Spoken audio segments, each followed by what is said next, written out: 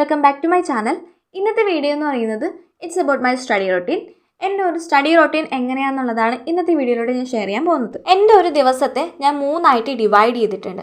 അതായത് morning section, noon section, night section, ഇങ്ങനെ 3 സെക്ഷനായിട്ട് ഞാൻ ഡിവൈഡ് ചെയ്തിട്ടുണ്ട്. എൻ്റെ മോർണിംഗ് സെക്ഷൻ ഞാൻ അറേഞ്ച് ചെയ്തിരിക്കുന്നത് 7 AM തൊട്ട് 1 PM വരെയാണ്. അതായത് I woke up at 7 AM in the morning. ഒരു 7 മണിയൊക്കെ ആകുമ്പോഴത്തേക്കും ഞാൻ എഴുന്നേൽക്കും.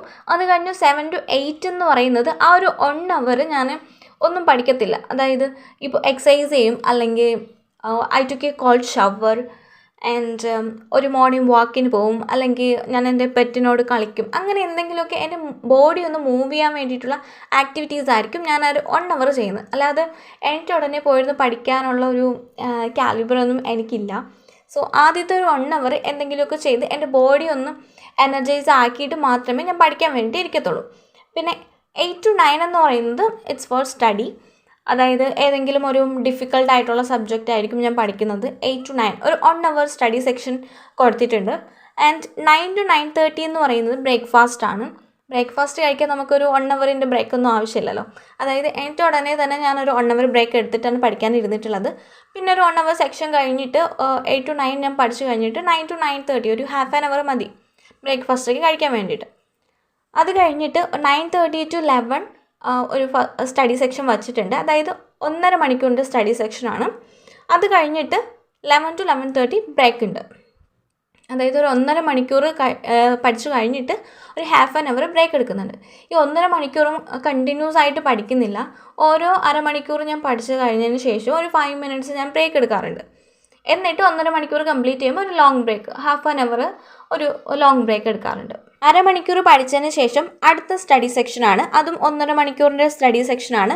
11:30 to 1 PM വരെയാണ് സെക്കൻഡ് സ്റ്റഡി സെക്ഷൻ വരുന്നത്. ഇതിനെയും ഇടയ്ക്ക് ഒരു അരമണിക്കൂർ ഞാൻ പഠിച്ചതിന് ശേഷം 5 minutes ബ്രേക്ക് എടുക്കാറുണ്ട്. അപ്പോൾ ഈ മോർണിംഗ് സെക്ഷനിൽ ടോട്ടലായിട്ട് 4 hours ആണ് എനിക്ക് പഠിക്കാൻ വേണ്ടിയിട്ട് കിട്ടിയിട്ടുള്ളത്.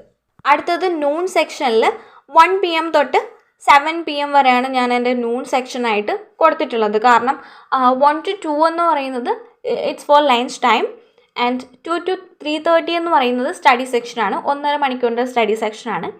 പിന്നെ 3:30 to 4 എന്ന് പറയുന്നത് ലോങ് ബ്രേക്കാണ്. അതായത് 1.5 മണിക്കൂർ ഞാൻ പഠിച്ചതിന് ശേഷം ഒരു ½ an hour ലോങ് ബ്രേക്ക് എടുക്കും. അല്ലെങ്കിൽ നമ്മൾ കണ്ടിന്യൂസ് ആയിട്ട് 1.5 മണിക്കൂറൊക്കെ പഠിച്ചിട്ട് നമ്മൾ ഒരു 5 minutes 50 minutes ഒന്നും തികയത്തില്ല. അതുകൊണ്ട് ഞാനൊരു ½ an hour തന്നെ ബ്രേക്കായിട്ട് എടുക്കുന്നുണ്ട്. അത് കഴിഞ്ഞിട്ട് 4 to 5 1 മണിക്കൂറിൻ്റെ സ്റ്റഡി സെക്ഷനാണ്. അത് കഴിഞ്ഞിട്ട് ലോങ് ബ്രേക്ക് എടുക്കും. കാരണം നമുക്ക് ഉച്ച ടൈമിൽ നമുക്ക് ഒരുപാട് ഇരുന്ന് പഠിക്കാനൊന്നും പറ്റത്തില്ല. നമ്മൾ ടയേർഡ് ആവും, എക്സോസ്റ്റഡ് ആവാനൊക്കെ ചാൻസ് ഉണ്ട്. അതുകൊണ്ട് ഞാൻ എന്താ ചെയ്യുന്നതെന്ന് വെച്ചാൽ, ഇപ്പോൾ സ്റ്റഡി സെക്ഷൻ വെച്ചിട്ടുണ്ടെങ്കിലും ചിലപ്പോൾ ടോപ്പിക്കൊന്നും കവർ ചെയ്യുന്നുണ്ടാവില്ല. എന്തെങ്കിലും മോക്ക് ടെസ്റ്റ് അല്ലെങ്കിൽ പ്രീവിയസ് ഇയർ ക്വസ്റ്റ്യൻസ് ഒക്കെ വർക്കൗട്ട് ചെയ്യാനായിരിക്കും കൂടുതലും നൂൺ സെക്ഷൻ യൂസ് ചെയ്യുന്നത്. അത് കഴിഞ്ഞിട്ട് 4 to 5 സ്റ്റഡി സെക്ഷൻ കഴിഞ്ഞിട്ട് 5 to 7 ഒരു ലോങ് ബ്രേക്കാണ് എടുക്കുന്നത്. അതായത് 2 മണിക്കൂറിൻ്റെ ലോങ് ബ്രേക്കാണ് എടുക്കുന്നത്. ആ ടൈമിൽ ഞാൻ എൻ്റെ ഡിന്നർ കഴിക്കും. പിന്നെ ഐ ടുക്ക് ഷവർ. അതായത് ഞാൻ ഡിന്നർ കുറച്ച് നേരത്തെ കഴിക്കും. ഒരു 6:30 ഒക്കെ ആകുമ്പോഴത്തേക്കും ഞാൻ ഡിന്നർ കഴിക്കും. അതുപോലെ ഈ ലോങ് ബ്രേക്കിൽ എനിക്ക് കുറച്ച് കാര്യങ്ങളൊക്കെ ചെയ്യാനുണ്ട്. അതായത് അമ്മേനെ കുറച്ച് ഹെൽപ്പ് ചെയ്യണം. അതായത് മുറ്റം അടിക്കാം, അല്ലെങ്കിൽ എൻ്റെ ക്ലോത്ത്സൊക്കെ വാഷ് ചെയ്യുക, അങ്ങനെയൊക്കെ കുറച്ച് ആക്ടിവിറ്റി ഈ ടൈമിൽ ചെയ്യാനുണ്ട്. പിന്നെ ഞാൻ നൈറ്റ് ഡിന്നർ കഴിക്കാറില്ല. കുറച്ച് ഏർലി ഞാൻ ഡിന്നർ കഴിക്കും.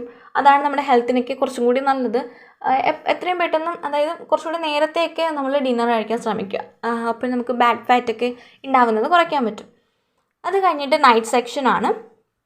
അത് 7 to 11 വരെയാണ് എൻ്റെ നൈറ്റ് സെക്ഷൻ വരുന്നത്. 7 to 8:30 എന്ന് പറയുന്നത് ഒരു 1.5 മണിക്കൂറിൻ്റെ സ്റ്റഡി സെക്ഷനാണ്. അത് കഴിഞ്ഞിട്ട് 8:30 to 9 ഒരു ½ an hour ബ്രേക്ക് എടുക്കുന്നുണ്ട്. പിന്നെ 9 to 10:30 പിന്നെയും 1.5 മണിക്കൂറിൻ്റെ സ്റ്റഡി സെക്ഷനാണ്.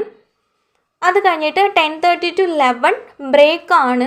ആൻഡ് 10:30 വരെ ഞാൻ പഠിക്കത്തുള്ളൂ. 10:30 to 11 I will use to plan my next day. അതായത് ടുമാറോ, നാളത്തേക്ക് വേണ്ടിയിട്ടുള്ള ടു ഡു ലിസ്റ്റ് എഴുതുക, നാളെ ഏതൊക്കെ ടോപ്പിക്സ് കവർ ചെയ്യണം, ഇങ്ങനെയൊക്കെയുള്ള കാര്യങ്ങളായിരിക്കും ഞാൻ 10:30 to 11 പ്ലാൻ ചെയ്യുന്നത്. It's time for planning. അതായത് നെക്സ്റ്റ് ഡേ എങ്ങനെയൊക്കെ എന്തൊക്കെ ടോപ്പിക്ക് കവർ ചെയ്യണം, എങ്ങനെയൊക്കെ അറേഞ്ച് ചെയ്യണം എന്നുള്ളതൊക്കെ പ്ലാൻ ചെയ്യുന്നത് ഈ ഒരു ടൈമിലാണ്.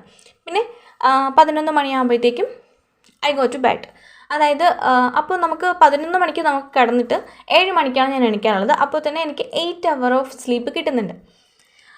നമ്മളിപ്പോൾ പഠിക്കുന്ന പോലെ തന്നെ അത്രയും ഇമ്പോർട്ടൻ്റ് ആണ് നമ്മുടെ സ്ലീപ്പിംഗ് ഷെഡ്യൂൾ എന്ന് പറയുന്നത്. അതായത് നമ്മൾ എത്ര മണിക്കൂർ പഠിക്കുന്നോ അത്രത്തോളം നമുക്ക് ഉറങ്ങേണ്ടതിൻ്റെ ആവശ്യകതയുണ്ട്. ഞാൻ ഒരുപാട് വീഡിയോയിൽ പറഞ്ഞിട്ടുണ്ട്, ഉറങ്ങുന്ന ടൈമിലാണ് നമ്മുടെ ബ്രെയിൻ നമ്മൾ പഠിച്ച കാര്യങ്ങളൊക്കെ പ്രോപ്പറായിട്ട് അറേഞ്ച് ചെയ്ത് വെക്കുന്നത്.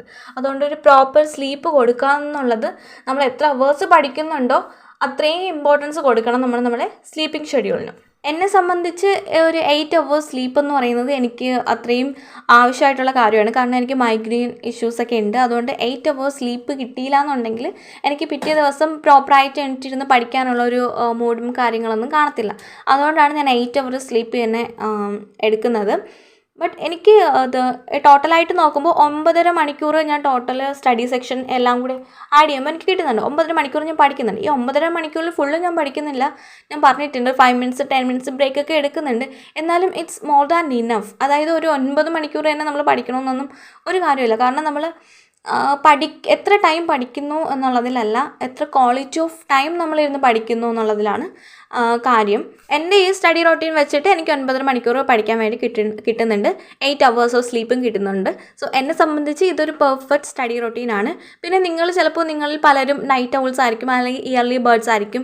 അപ്പോൾ രാവിലെ എണീറ്റ് പഠിക്കുന്നവർ, അല്ലെങ്കിൽ നൈറ്റ് ഒരുപാട് ടൈം ഇരുന്ന് പഠിക്കുന്നവരായിരിക്കും. സോ നിങ്ങളുടെ സ്റ്റഡി റൊട്ടീനെ അതനുസരിച്ചിട്ട് അറേഞ്ച് ചെയ്യുക. അതായത് ഏർലി മോർണിംഗ് സെക്ഷൻ വയ്ക്കുക, അല്ലെങ്കിൽ ലേറ്റ് നൈറ്റ് സെക്ഷൻസ് വയ്ക്കുക. അങ്ങനെയൊക്കെ വെച്ചിട്ട് അങ്ങനെ പ്രോപ്പറായിട്ട് അറേഞ്ച് ചെയ്യുക. ഇപ്പം എനിക്ക് ഡേ ടൈം ഇരുന്ന് പഠിക്കുന്നതാണ് കുറച്ചും കൂടി താല്പര്യം. ഞാൻ ഏർലി മോർണിംഗും പഠിക്കാറില്ല, ലൈറ്റ് നൈറ്റും ഇരുന്ന് പഠിക്കാറില്ല.